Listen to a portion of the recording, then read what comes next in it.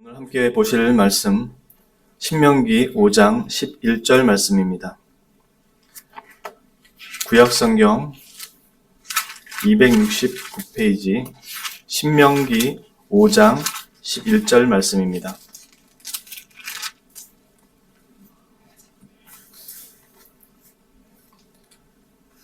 신명기 5장 11절 말씀 다 찾으신 줄로 알고 제가 봉독하도록 하겠습니다. 너는 내 하나님 여호와의 이름을 망령되이 일컫지 말라. 나 여호와는 내 이름을 망령되이 일컫는 자를 죄 없는 줄로 인정하지 아니하리라. 아멘. 저희가 지난주 몇 주 전부터 계속해서 십계명 말씀에 대해서 살펴보고 있습니다. 오늘 저희가 보고자 하는 말씀은 3계명이죠. 세 번째 계명인 너는 네 하나님 여호와의 이름을 망령되이 일컫지 말라는 말씀입니다. 하나님의 성호, 거룩한 이름. 옛날부터 지금까지 이스라엘에서는 이 성경에서 하나님의 성호, 여호와라는 이름이 나오는 곳을 여호와라고 발음해서 읽을 수가 없었어요. 왜냐하면 거룩한 하나님의 이름이었기 때문에 부를 수가 없다고 생각했습니다. 레위기 24장 16절 말씀에 여호와의 이름을 모독하면 그를 반드시 죽일지니 온 회중이 돌로 그를 칠 것이니라 하는 말씀을 두려워했기 때문에 이 성호를 그대로 여호와라고 읽지 못하고 그들만의 발음 기법을 통해서 아도나이라고 읽었습니다. 이 아도나이는 나의 주님이라는 뜻입니다. 이 성호를 아도나임, 엘로힘, 나의 주님이라는 것으로 대체해서 불렀는데 사도행전에도 보면 요엘서 말씀을 인용할 때 그렇게 얘기하는 내용이 있습니다. 누구든지 나의 이름을 부르는 자는, 여호와의 이름을 부르는 자는 구원을 얻으리라 라고 되어 있는 요엘서를 인용하면서 사도행전에서 그 부분을 인용할 때 누구든지 주의 이름을 부르는 자는 구원을 얻으리라 라고 바꿔서 이야기합니다. 그처럼 이스라엘 사람들은 여호와라고 기록된 이름을 함부로 부를 수가 없었어요. 왜냐하면 거룩한 성호를 자신들이 망령되이 부를 수 없다고 생각했기 때문에요. 이뿐만이 아니라 오늘날 우리나라 새번역 성경 같은 경우에도 이 옛날 우리가 지금 가지고 있는 개역 개정판이나 아니면 개역 한글판이나 이런 데에 여호와라고 되어 있는 부분을 새번역은 다 나의 주님, 주 하나님 이런 식으로 바꿔서 다 기록되어 있습니다. 영어 버전 같은 경우는 말할 것도 없고요. 영어 버전은 이미 예전부터 여호와라는 이름을 기록 안 하고 마이 로드라고 다 바뀌어 있습니다. 우리만 지금 이 개역 개정에만 여호와라고 되어 있죠.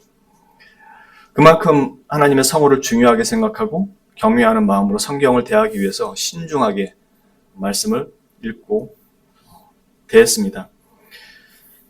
그런 하나님께서 성경에서 자신의 말씀을 나타내실 때 그리고 자신을 나타내실 때 하나님은 자신을 지칭할 때 나 또는 내가라는 지칭보다는 오히려 나 여호와 또는 나 여호와 너희의 하나님이라는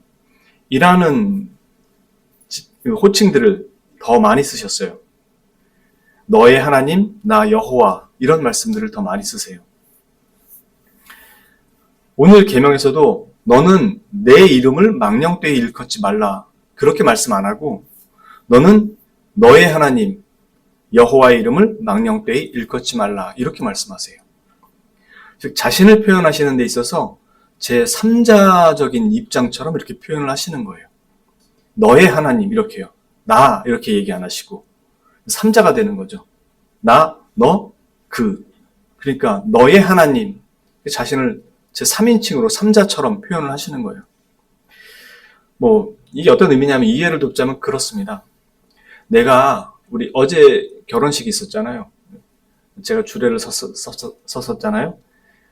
내가 주례자로서 말씀을 전합니다 라고 했을 때는 그냥 내가 라고 이야기하고 내가 너에게 이렇게 말한다. 아니면 내가 두 사람에게 이렇게 말하니까 잘 들으십시오. 이 개념과 내가 주례자로서 두 사람에게 말합니다. 라고 했을 때 의미는 다르죠. 왜냐하면 주례자라는 정체성이 있으니까. 마찬가지로 제가 어저께 말씀드린 대로 두 사람이 신앙을 가지고 와 있고 나는 목사로서 두 사람에게 하나님의 법을 따를 것을 권면합니다. 라고 했을 때는 분명한 그 말의 정체성이 그 말 속에 이미 담겨 있다는 거죠. 전하는 말 속에. 그러니까 나는 너의 하나님이라는 말이 가지고 있는 의미가 그걸 포함하고 있다는 거죠. 흔히들 그러잖아요. 내가 친구로서 하는 말인데 그 친구가 자기 이름 얘기하면서 내가 누구로서 아니면 내가 하는 얘기인데 이렇게 말하지 않고 그 친구에게 설득력이 있게 말하거나 정말 진심으로 말할 때 내가 친구로서 하는 말인데 이렇게 얘기하잖아요. 그 말은 내가 너에 대해서 우정, 즉 관계라든가 어떤 두 사람만의 진심 이런 것들이 포함되어 있다는 거잖아요. 그처럼 나는 너의 하나님 여호와라 그러면서 너는 너의 하나님 여호와 이름을 망령되이 일컫지 말라라는 그 말 속에는 하나님과 우리 사이의 정체성에 대해서 분명히 먼저 선언하시는 거고 그리고 나서 우리에게 어떠한 말씀을 하신다라는 걸 나타내시는 거거든요. 무슨 말이냐면 나는 너의 하나님 여호와 이 말이라는 건 나는 너의 창조주요 섭리주요 주권자요 만유의 대주제다라는 사실이 이미 그 안에 함축이 되어 있는 거죠. 포함이 되어 있는 거죠. 그리고 우리는 개미와 다를 바 없는 그냥 흙으로 지어진 그런 불과한 존재일 뿐이라는 것이 이미 그 안에 분명하게 드러나 있는 거예요. 그러면서도 동시에 뭐라고 표현하신 거냐면 나는 너의 하나님 여호와 이렇게 말씀하신 거예요. 그러니까 우리가 개미를 붙들고 개미한테 나는 너의 주인 이완이다 이렇게 말한다고 개미가 알아듣습니까? 무슨 의미가 있겠어요? 개미한테 그렇게 얘기하는 게. 심지어 집에서 키우는 반려견이라고 하는 개한테 해도 사람과 사람처럼 대하듯이 그렇게 할 수가 없잖아요. 그냥 서로 그 개랑 그 주인과 그 개 사이에 그 어떤 그 친밀한 관계의 유지인 거지 그 이상의 것이 될 수가 없잖아요. 하물며 하나님과 우리는 창조주와 개미의 관계와도 다를 바 없는 완전히 극과 극인 관계인 거거든요. 우리는 개미를 못 만들잖아요. 하나님은 개미만 아니라 우리도 만드시잖아요. 그러니까 우리는 개미도 못 만드는데 우리가 개미한테 내가 너의 주인이다 이렇게 얘기도 할 수도 있잖아요. 개한테도 그러고. 우리는 그런 존재임에도 불구하고 그렇게 얘기하는데 하나님과 우리 사이는 두말할 것도 없다는 거죠. 그런 의미에서 나는 너의 하나님 여호와라 얘기하시는 거고 너는 너의 하나님 여호와 이름을 망령되이 일컫지 말라라는 것은 네가 그렇게 함부로 부를 수 있는 이름이 아니다라는 의미인 거잖아요. 그런데 뭐라고 말씀하시냐면 나는 너의 하나님 여호와라고 얘기하신 거예요.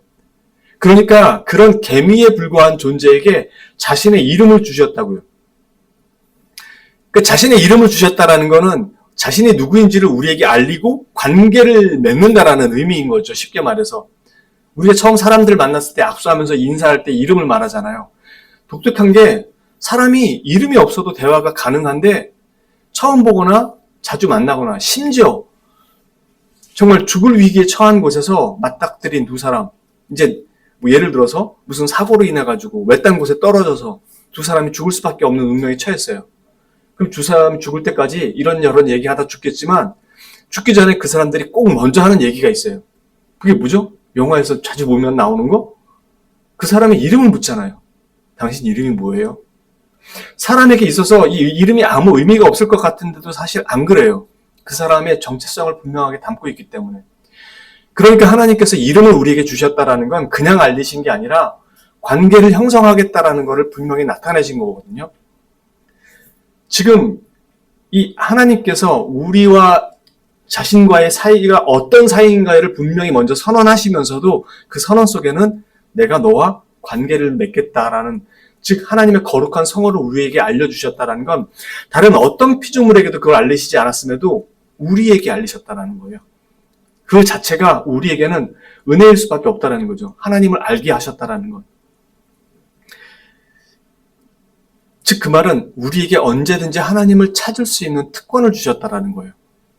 그 이름을 주셨다는 건 그냥 주셨다라는 게 아니라 언제든지 하나님을 찾을 수 있게 하셨다라는 거죠. 우리가 인사를 하고 이름을 건넬 때 이름을 건네는 게 대부분 다음에 또 볼 때 자기를 기억해달라는 거잖아요. 그리고 전화번호를 주거나 연락처를 주고 하잖아요. 하나님께서 우리에게 이름을 주셨다라는 거는 그것보다도 훨씬 더한 거라는 거죠. 우리에게 자신을 찾게 하시는 특권을 주셨다는 거예요. 이건 바꿔 말하면 하나님을 헛되이 부르고 헛되이 찾는다면 그거는 큰 재앙이라는 소리입니다. 왜냐하면 하나님을 망령되이 일컫는 것이 되기 때문에요. 그래서 이건 양면성을 가지고 있습니다. 모세 이전 사람들은 여호와라는 이름을 알고 있었어요. 그런데 출애굽기 6장 3절에 보면 출애굽기는 모세가 이스라엘을 이끌고 나오는 거잖아요. 근데 모세 이전의 사람들은 여호와라는 이름을 알고 있었어요. 근데 출애굽기 6장 3절에 내가 아브라함과 이삭과 야곱에게 전능의 하나님으로 나타났으나 엘샤다이라고 부르는데 전능의 하나님으로 나타났으나 나의 이름을 여호와로는 그들에게 알리지 아니하였고 라고 말씀해요. 근데 그 이전 사람들은 여호와라는 이름을 알고 있었어요. 왜 이렇게 말씀하셨을까요? 그것은 여호와라는 이름이 가지고 있는 그 우리와의 관계에서 나타나는 정체성 때문에 그래요. 하나님이 우리에게 여호와라고 이름을 알리셨다는 것은 나는 언약의 하나님이다. 너희와 언약을 세우는 언약의 하나님이다라는 것을 의미해요. 그러니까 우리에게 여호와라는 이름으로 너에게 안 알렸다라는 이 말은 이전 사람들은 여호와라는 이름은 알고 있었지만 그들과 하나님의 관계가 언약을 맺는 하나님의 관계로 안 나타났었다고요. 그러니까 이스라엘 전체를 대상으로 해서 그렇게 나타나시질 않고 아브라함, 이삭, 야곱에게 언약의 하나님으로 나타났다고요. 그들에게만 여호와라는 이름으로 알리셨다고요. 그러니까 우리는 지금 하나님을 여호와 하나님으로 알고 있다는 건 하나님과 우리의 언약 관계가 형성되어 있는 존재로 만났다는 거예요. 개미들에게 그렇게 관계를 맺으셨다고요. 쉽게 생각하시면 개미가 자꾸 와가지고 이렇게 집 나무를 갉아먹거나 이렇게 못된 짓을 하는 거예요. 그 개미의 못된 짓을 바로잡기 위해서 내가 내 아들을 죽였다고요. 이 집사님이 혜성이를 죽이고 정 집사님이 그 개미 하나 때문에 예찬이를 죽였다고요. 이게 상식적으로 이해가 되냐 이거죠. 말이 되냐 이거죠. 우리와 그 관계를 맺으시는 하나님은 우리랑 비교할 수 없는 위치에 있으신 분이고 그분이 우리에게 자기의 이름을 알리셨는데 뭐라고 알렸냐면 여호와 하나님으로 알렸다고요. 즉 남들은 이름을 여호와라고 듣는데 안 믿는 사람들은 그게 하나님의 이름인 줄만 알기 때문에 망령되이 얼마든지 일컫는 거고 우리는 그 관계가 형성된 언약 관계를 맺은 사람들이기 때문에 여호와 하나님이라고 감히 이렇게 망령되이 일컬을 수 없는 거라고요. 왜냐하면 개미 같은 우리에게 자기 아들을 죽여서 우리를 구원하신 그 언약의 하나님이기 때문에 그러니까 우리가 어디서든지 형식적으로 주여, 아이고 주여 이거 진짜 조심해야 되는 거예요. 원래 망령되이 일컫는 제일 심한 망령된 거는 믿음 없이 하나님의 이름을 찾는 겁니다. 그것만큼 큰 죄가 없어요. 그래서 여호와 하나님이라는 그 거룩한 성호를 가졌다라는 게 양면성을 가져요.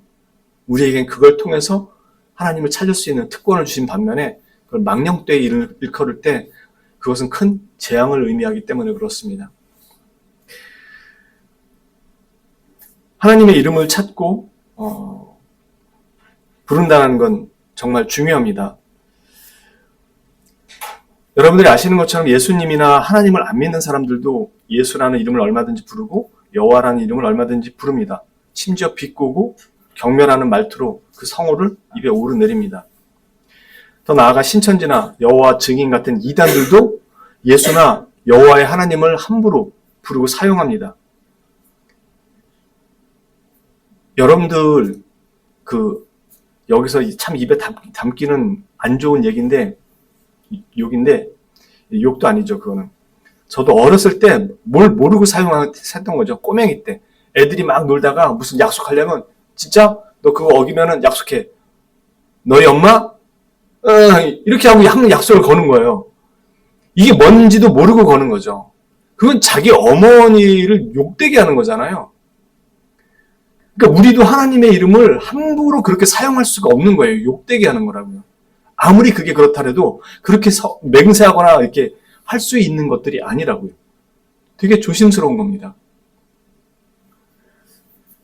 사람들이 모르니까 예수님이나 여호와 하나님의 이름을 함부로 막 사용하죠. 그러나 우리는 그 사람들이 부르는 것과 다른 그 의미로 근본적인 차이를 가지고 그 이름을, 거룩한 성호를 부르는 거죠. 하나님의 이름을 찾고 부른다는 것은 여러 가지 의미가 있습니다. 그것은 하나님이 우리에게 주신 특권이며 그 특권에 대한 약속도 주셨다라는 거예요. 왜냐하면 하나님의 이름을 찾고 부른다라는 건 하나님의 임재를 의미하는 것입니다. 또한 그것이 하나님께서 이름을 주신 것에 대한 의미이기도 해요. 그러니까 우리가 여호와 이름을 부르짖는다라는 건 주님을 찾는다라는 거고 하나님의 임재를 의미하는 거예요. 그리고 우리가 하나님을 찾을 때 하나님은 실제로 임재하신다라는 거고요.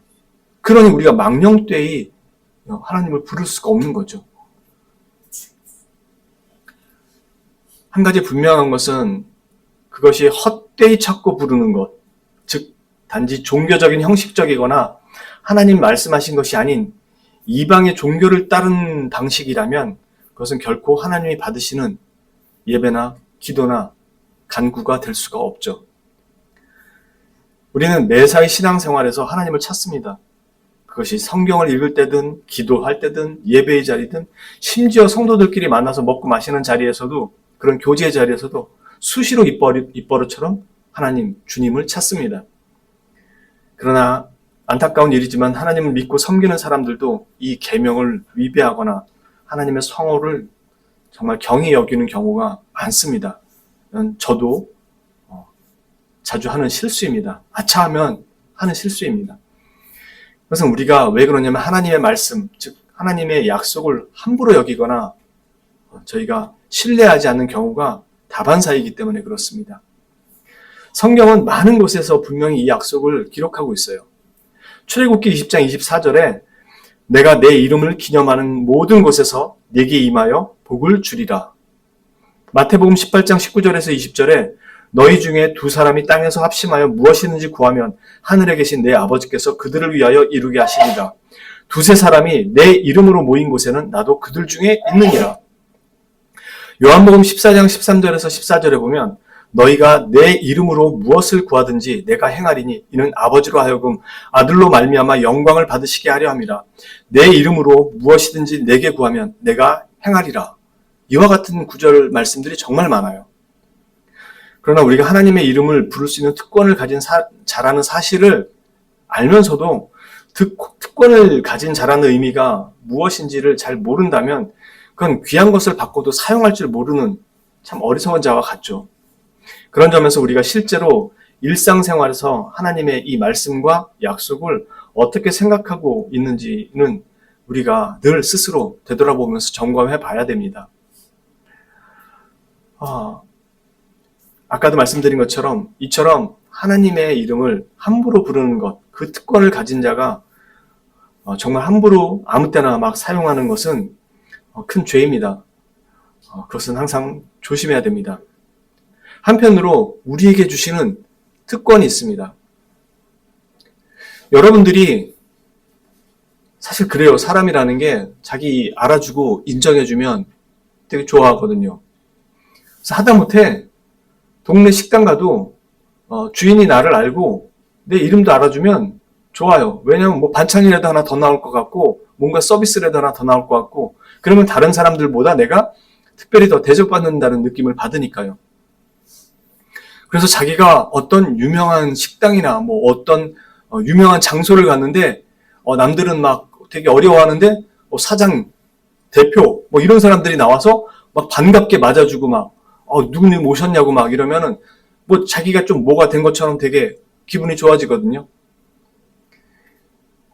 뭐 그게 단지 그런 선을 넘어서 정치인, 권력 가진 사람들, 힘을 가진 사람들이면 그 사람 이름을 내가 가지고 있고 그 사람과 친하다는 이유만으로 어디선가 프리패스가 된다면 그거 대단히 기분 좋은 일이거든요. 특히 옛날 영화들 보면 그런 거 많이 나오죠.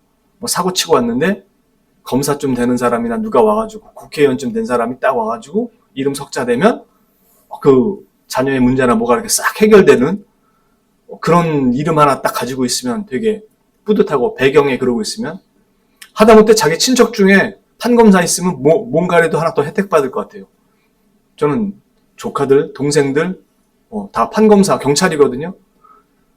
한 번도 제가 혜택을 받아본 적 없지만 뭔가 혜택 받을 것 같은 느낌이 있어요. 뭔가 이렇게 나보다 좀 뭔가 대단해 보이는 사람이 한 자리 하고 있으면. 전에 한번 말씀드렸죠. 태양의 후예 드라마에 보면 그 아랍 연맹 의장 구해줘가지고 그 사람이 빨간 명함 2장 주잖아요. 아랍 연맹 의장 정도면 엄청난 힘을 가진 사람이니까 그 사람에 관할 영역 안에서는 그 빨간 명함이 프리패스인 거죠. 어떠한 어려움이 있어도 다 해결되고 사막에 떨어졌어도 빨간 명함 하나 있으면 해결되는. 우리 하나님은 온 우주의 창조주고 주인이시잖아요. 이 모든 땅이 그분의 영역이잖아요. 그러니까 우리가 하나님의 영역에서 우리가 걱정해야 될 일이 사실 아무것도 없는 거죠. 아랍 연맹 의장이 준 그 명함 한 장 가지고도 그 지역 내에서 모든 것들이 프리패스라면 하나님의 통치권 아래에 있는 이 땅에서 살아가는 모든 영역에 있어서 우리는 당연히 그분의 이름, 성함, 존함 이런 의미가 아닌 거룩한 성호를 가지고 있는 그 프리패스를 가지고 있는 거잖아요. 그러니 우리가 그런 그 인간이 주는 그 명함과는 비교할 것도 없는 것을 가지고 있는 거죠. 하나님은 온 우주의 창조주고 통치자입니다. 그분의 허락 없이 어떤 것도 임의대로 일어날 수 있는 게 없어요. 마태복음 6장 26절에서 30절에 하나님이 그렇게 말씀합니다. 공중의 새를 보라. 심지도 않고 거두지도 않고 창고에 모아들이지도 아니하되 너희 하늘 아버지께서 기르시나니 너희는 이것들보다 귀하지 아니하냐. 너희 중에 누가 염려함으로 그 키를 한 자라도 더할 수 있겠느냐. 또 너희가 어찌 의복을 위하여 염려하느냐. 들의 백합화가 어떻게 자라는가 생각하여 보라. 수고도 아니하고 길쌈도 아니하느니라. 그러나 내가 너희에게 말하노니 솔로몬의 모든 영광으로도 입은 것이 이 꽃 하나만 갖지 못하였느니라. 오늘 있다가 내일 아궁이에 던져지는 들풀도 하나님이 이렇게 입히시거든. 하물며 너희일까 보냐. 믿음이 작은 자들아. 우리는 하나님의 거룩한 성호, 이 명함을 가진 자들이고 하나님의 영역 안에서 살아가는 자들입니다. 인간 의장이 준 이 명함보다 하나님의 명함이 못할까요? 창조주이신 분이 그 인간 영역 안에서 행하는 그 일보다 행하시는 일이 못할까요? 어느 한 지역이 아니라 우리가 살아가는 모든 시간과 공간 속에 그 어떤 상황에서도 하나님의 이름은 나를 그 어떤 도움의 손길과 구원의 손길에 미치지 못하는 영역이 없이 다 그 일을 행하시는 분입니다. 하나님의 이 거룩한 성호는 우리가 영원토록 단 한 번 쓰는 것이 아니라 영원토록 부르고 찾을 수 있는 것입니다. 그리고 이것이 사실이고 언제나 유효하고 확실한 보증이라는 것을 자신의 아들의 죽음을 통해서 우리에게 보여주신 거예요. 바로 우리 안에서 내주하시는 성령님의 인도를 따라서 찾고 구하는 모든 것들에 대해서 하나님께서는 결코 받지 못할 것이 없다고 그 아들을 통해 약속해 주신 것입니다. 이걸 정말로 믿고 확신한다면 우리 기도의 자세와 내용은 달라질 수밖에 없다는 겁니다. 기도의 시간이나 횟수의 양이 중요한 것이 아니라는 것을 분명하게 알게 돼요.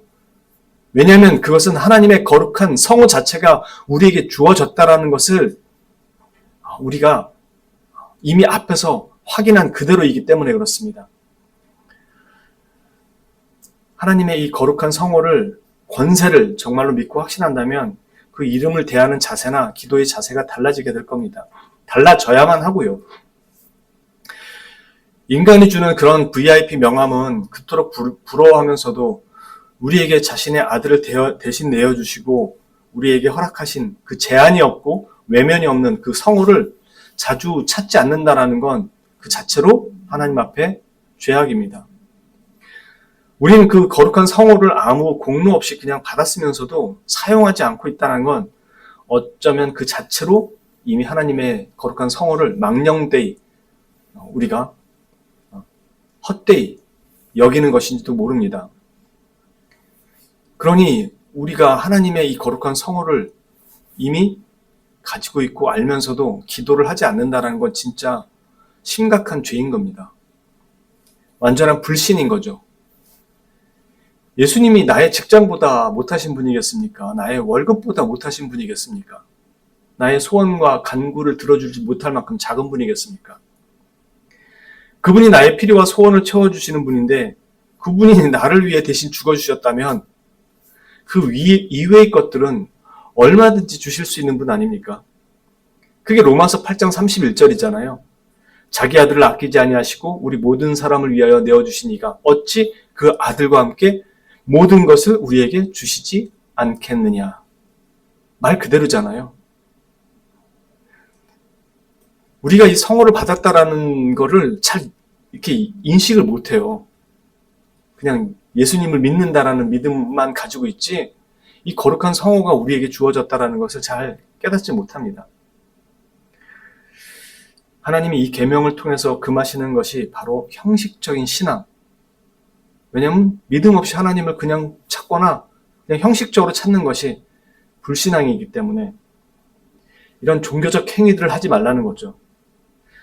그것은 하나님에 대한 불신과도 같기 때문에요.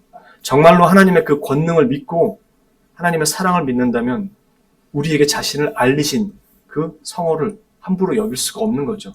합당한 신앙의 자세를 갖춰야 되는 거죠. 오늘의 우리 모습이 만일 이 인간 의장의 명함보다 하나님의 성호를 더 헛되이 여긴다면 우린 정말 진지하게 우리 신앙생활을 돌아봐야 됩니다.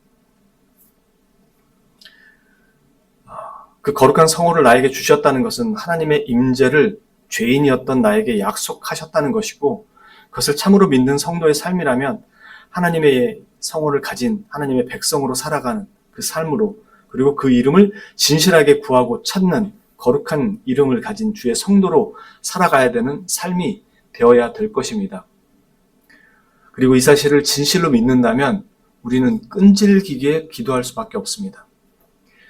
전에도 말씀드렸지만 믿음의 분량을 채워서 받아내는 것이 아닌 우리가 끈질기게 인내를 가지고 기도한다는 것은 나의 열심이나 치성에 응답하는 하나님이 아니라 거룩한 성호를 우리에게 주시고 구할 수 있게 하시고 만물의 주권자가 그 이름을 우리에게 주셨다라는 그 자체를 믿는 믿음을 가지고 있기 때문에 그 때가 언제인지 모르지만 그것은 반드시 응답될 것이라는 것을 가지고 기대하며 인내로 기도할 수 있는 것입니다. 그래서 끈질기게 기도하라는 거예요. 근데 우리는 자꾸 그걸 믿음의 분량을 채워야 되고 하나님을 설득시켜야 되고 만족시켜야 되고 움직일 수 있는 치성과 열심을 보여야 하는 것으로 자꾸 이해를 한다는 거죠. 그건 정말로 하나님이 우리에게 거룩한 성호를 나타나셨다는 의미 자체를 모르는 거잖아요. 얼마나 하나님의 성호를 우리가 잘못 이해하고 있다는 거예요. 그래서 단 1분만이라도 하나님께 기도하면 응답이 된다고 얘기할 수 있는 거예요. 하나님 우리에게 그 성호를 주셨다는 것 자체가 바로 그걸 약속하셨기 때문에요. 그래서 우리는 즉각적으로 일어나지 않더라도 그 우리가 기도한 것들에 대해서 나타나지 않더라도 끈질기게 인내하며 기도할 수 있는 이유가 그거예요. 그 거룩한 성호를 주셨다는 것 자체가 나는 너의 하나님 여호와라는 걸 이미 우리에게 확증시켜 주셨다고요. 언약이 체결됐다고요. 그래서 밖에 있는 사람들은 여호와라는 이름, 예수라는 이름을 알아도 그게 뭔 의미인지 모르기 때문에 기대라는 게 없어요. 우린 그걸 가졌단 말이에요. 근데 그리스도인이 그걸 모르고 기대라는 게 없다라면 똑같다라는 의미인 거잖아요. 나는 단지 교회에 나오고 치성으로 하나님을 움직여야 되는 거로만 이해를 하는 거잖아요. 얼마나 어리석어요. 그러니 말을 많이 하는 기도를 자꾸 하게 된다고요. 반복되는 기도를 하게 되고 중언부언하는 기도를 하게 된다고요. 왜 그러냐는 거죠. 제가 늘 말씀드리지만 그러지 않아도 기도는 응답이 되는 거라고요. 거룩한 성호를 나에게 주셨다라는 건 이제 너와 나는 관계를 형성한 사이다. 악수를 하고 연락처를 주고 아무 때나 전화하세요가 하는 그 관계를 넘었다고요. 우리에게 성호를 알려주셨다는 건 내가 너를 위해서 내 아들을 죽였어. 이제 너와 나 사이에는 완전히 회복된 사이야. 너는 내 아들이야. 내 딸이야. 이제 무엇이든지 찾아. 내 이름으로 다 줄 거다. 이게 약속, 그 성호를 알고 있고 그 의미가 뭔지를 알고 있는 우리에게는 이미 그게 약속된 거라니까요. 근데 우리가 그렇게 못했다는 건 여태까지 이 성호의 의미를 잘 인식을 못하고 있었다는 거라고요. 저와 여러분은 이 거룩한 성호를 알고 나의 구주 예수 그리스도를 아는 사람이 됐습니다. 그리고 나와 그분이 어떤 관계가 됐는지를 알고요. 원수가 아닌 아들의 자리로, 딸의 자리로 완전히 바뀐 거예요. 그래서 무엇이든지 그분께 구할 수가 있는 겁니다. 요청할 수 있는 거. 심지어 잘못된 것조차도. 왜? 자녀니까. 필요해서 간구하는 거니까. 잘못된 것이라면 주님께서 바로 잡아주시죠. 그리고 우리도 시간이 지날수록 신앙이 성숙해져 가면서 잘못된 기도가 무엇인지를 알아가는 거죠. 제일 잘못된 기도는 지금처럼 하나님의 성호가 우리에게 주어졌다는 의미가 뭔지 모른 채 그냥 중언부언 그냥 열심히 치성으로만 드리면 될 줄 아는 기도인 거죠. 그러기에 우리에게 이 성호를 주셨다는 건 정말로 중요한 겁니다. 그래서 1계명부터 하나씩 빠짐없이 연결이 돼요. 나는 너를 종되었던 애굽 땅에서 건져낸 네 하나님이라 하시면서 계명을 주세요. 너는 나 외에는 다른 신을 소유하지 말라. 네게 두지 말라. 말씀하신 이유가 바로 그것이고 거기에 따라서 우상을 두지 말라고 하신 것도 그렇게 네가 알고 있는 하나님으로 나를 이해하지 말고 너 역시 나를 섬기면서도 다른 방식으로 우상을 만들지 말라라고 하신 것이고요. 이 거룩한 성호를 주셨다라는 것도 나는 너의 소유가다. 네가 나를 소유해라 라는 의미를 함께 포함한다는 거죠. 나 역시 너를 소유한 것처럼 너도 나를 소유해라. 이건 기가 막힌 얘기입니다. 창조주가 개미 같은 존재에게 자기 아들을 대신 죽이고 그 관계를 형성하시고 우리에게 모든 것을 찾게 했다라는 건 정말로 놀라운 일입니다. 저와 여러분이 하나님 앞에 이 거룩한 성호를 가진 자로서 그리고 우리가 성도로 이제는 부름받은 자로서 그에 합당한 신앙의 삶을 지켜가는 삶이 되실 수 있기를 진심으로 주님의 이름으로 축원합니다. 기도합니다. 참으로 거룩하신 하나님 아버지 감사합니다. 우리에게 하나님의 거룩한 성호를 알리시고 또 하나님을 찾게 하시고 또 간구하게 하시며 하나님을 의탁하게 하신 그 모든 것들을 그 이름을 알리시면서 우리에게 그 관계를 맺어주신 모든 것들을 참으로 감사드립니다. 이제는 우리가 이 거룩한 하나님의 이름을 아는 자로서 그 성호를 가진 자로서의 삶을 지켜갈 수 있게 하여 주시고 주님께서 말씀하시는 그 주님의 인도하심대로 그 길을 따라가는 하나님의 거룩한 백성 될 수 있도록 인도하여 주옵소서. 입술을 열어 주님을 찾게 하시고 망령되이 부르지 않고 정말로 진심으로 간구하며 하나님께 기도할 수 있는 자가 되게 하여 주시고 우리의 필요를 따라 주님께 구할 수 있는 특권을 주신 것을 믿고 그 성호를 주셨음을 우리가 다시 한번 생각하며 언제든지 구하게 하여 주옵소서. 말씀을 읽을 때 정말로 하나님의 말씀 하나하나를 진지하게 생각하고 묵상하며 읽을 수 있게 하여 주시고 이것이 나에게 자신을 나타내신 그 이름을 우리에게 주시며 자신이 어떤 하나님이신지를 나타낸 것을 깊이 생각하면서 주의 말씀을 읽고 기도할 수 있는 그리고 그렇게 하나님을 찾을 수 있는 저희가 될 수 있도록 인도하여 주옵소서. 이 모든 말씀을 참으로 거룩하시고 우리를 그 거룩한 성호를 우리에게 알게 하여 주신 우리의 유일한 구속주 되시는 구주 예수 그리스도 이름 받들어 감사드리며 기도합니다. 아멘.